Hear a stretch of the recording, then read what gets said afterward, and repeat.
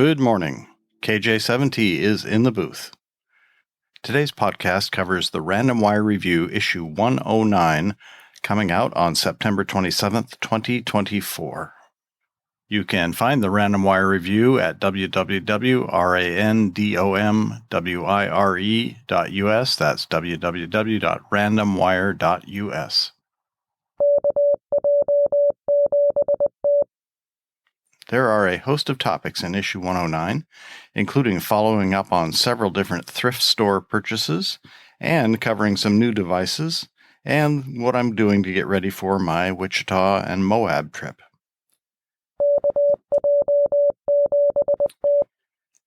So let's dive right into topic number 1, following up on thrift store purchases. The first item is a Grundig AM/FM shortwave table radio. Last week, I reported on this purchase in a Goodwill auction, saying, I won an auction for a Grundig Classic International AM/FM shortwave stereo table radio model 960. The price was right at $51 plus only $5 in shipping. That puts the cost a bit lower than similar items I've seen on eBay. This is not a tube radio, it's a circa 2000 reproduction by Grundig of the Classic 960.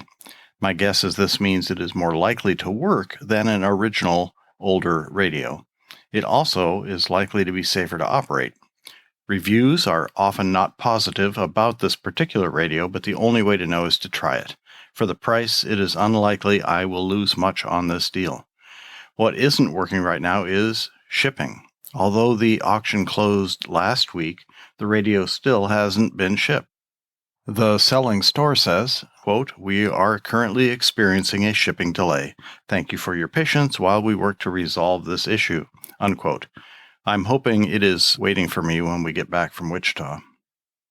The next thrift store item is a Heathkit HM-11 reflected power meter. Also last week was the report of receiving a piece of vintage Heathkit gear, the HM-11 reflected power meter. What I have in mind is not well formed yet, but I've been noodling on an all-in-one All-Starlink node with a Raspberry Pi inside the HM-11 case. I think for now, though, this one goes on the shelf where I can just look at it and think about it from time to time. Next is the Heathkit Hybrid Radio Patch HD15. I also reported on the Heathkit HD15 device last week. I like the look and feel of this device, with the reasonably sized meter and 3 rotary controllers. Might it be convertible to become an All-Starlink audio interface? I don't quite know yet. Next up is an Audio-Technica AT2020 microphone. The Audio-Technica AT2020 microphone was a Goodwill auction purchase. I got this for $31 plus $12 for shipping and handling. I've been using an Audio-Technica AT2005 USB microphone with a preamplifier for the Random Wire Reflections podcast. For $43 total, the AT2020 seems like an affordable upgrade. New, this microphone is $99 on Amazon. Purchasers on Amazon give it 4.7 of 5 stars rating. They like the sound quality, value for money, functionality, quality, looks, and ease of use. Liked somewhat less by buyers are microphone quality and cable quality. As long as it hasn't been abused, it should be a good upgrade. The AT2020 is a condenser microphone, so I expect it will be much more sensitive than the dynamic AT2005 USB microphone has been. The AT2020 will arrive sometime during our 2-week trip to Wichita, so it will be a few weeks before I get to test it.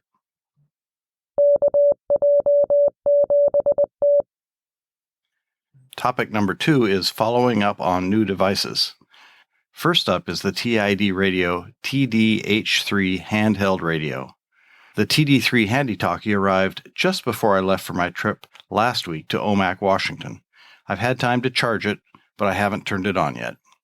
I bought this in the most obnoxious bright green color you can imagine. I don't think I'll lose it in the sea of black handy-talkies I already have. I wear a men's size medium glove, and this radio fits my hand just right. I'll be reviewing some basic information on YouTube to help me get started with this cute little handy-talkie. Next is the muziWORKS H2T Meshtastic device. It turns out there's a Bluetooth problem with the muziWORKS H2T. No, wait. with the Heltec T114 development board. The symptom is Bluetooth connections to your phone don't always persist. I include links in issue 109 to various threads that discuss this, but what I've done temporarily to solve my problem is flash the newest available firmware. That's not a good long-term solution. In response to some reports, I've also turned down the power output on the LoRa radio, as some users think there is interference between the LoRa radio and the Bluetooth antenna. I'm confident that Heltec and muziWORKS will get this figured out soon. It is a new development board after all, and there are bound to be some bugs.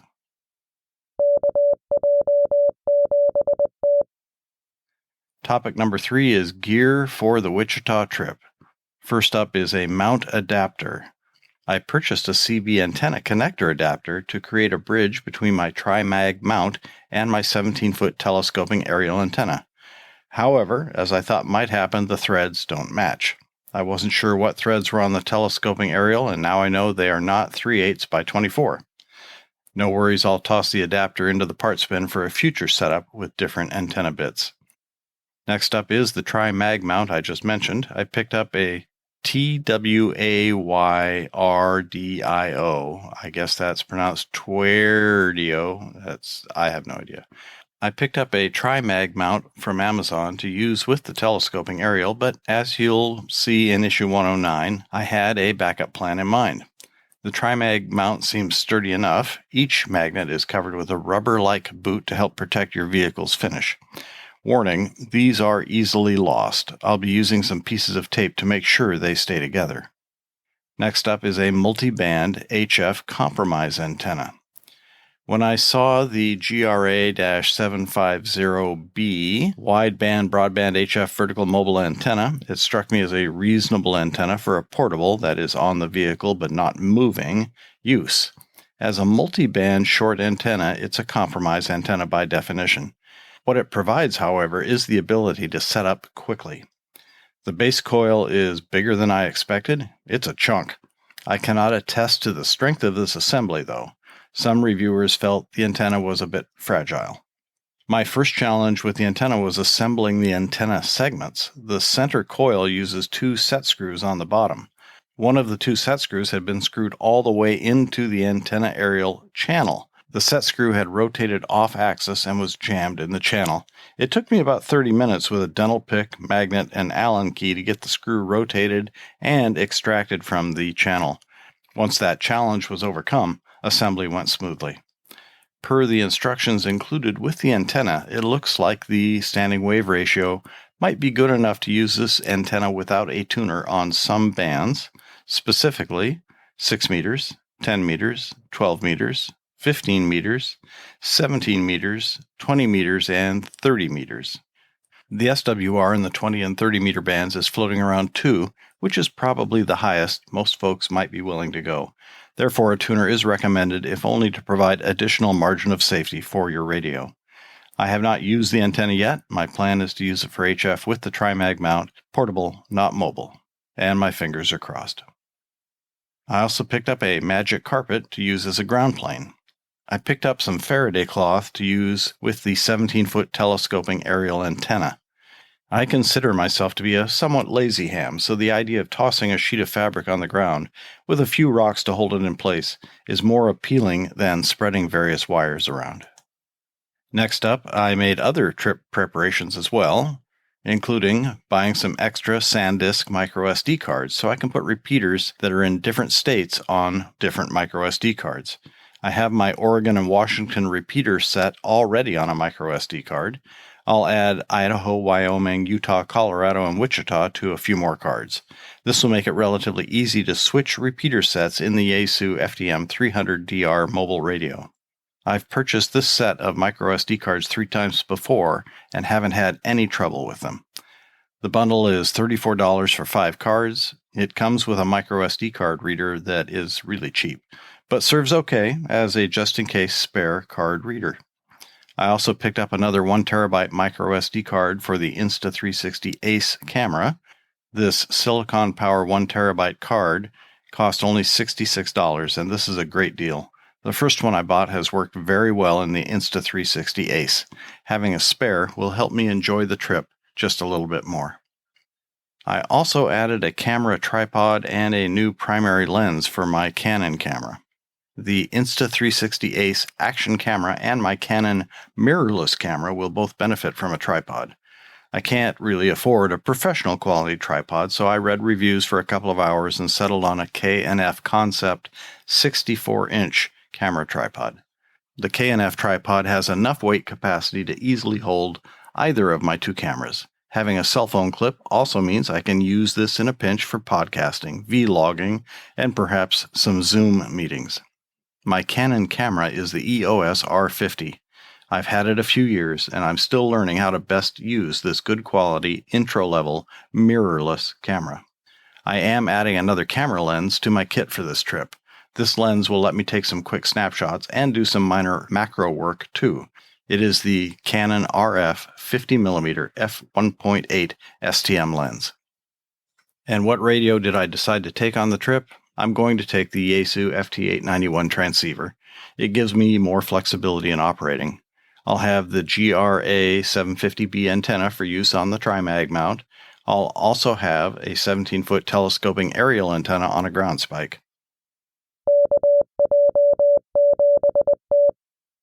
Topic 4 is not radio.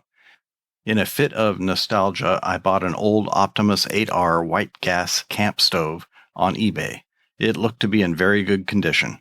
Upon opening the box, I was pleased to find it is in slightly used condition, which, for its age, means it is in fine shape. I wonder how many of us used one of the standard stoves of the day way back in the 1970s, the Svea 123, the Optimus 8R, or the Blewett butane stove. Great memories are attached to all of these, I'm sure.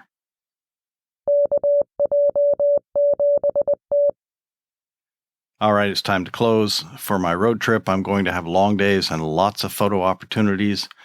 I'll have my mobile radio, the Yaesu FTM 300DR, operating on FM and running on 144.39 MHz, the APRS, as KJ7T-9. As always, I wish everyone good health and safe travels. 73 from me. This is KJ7T, and I'm clear.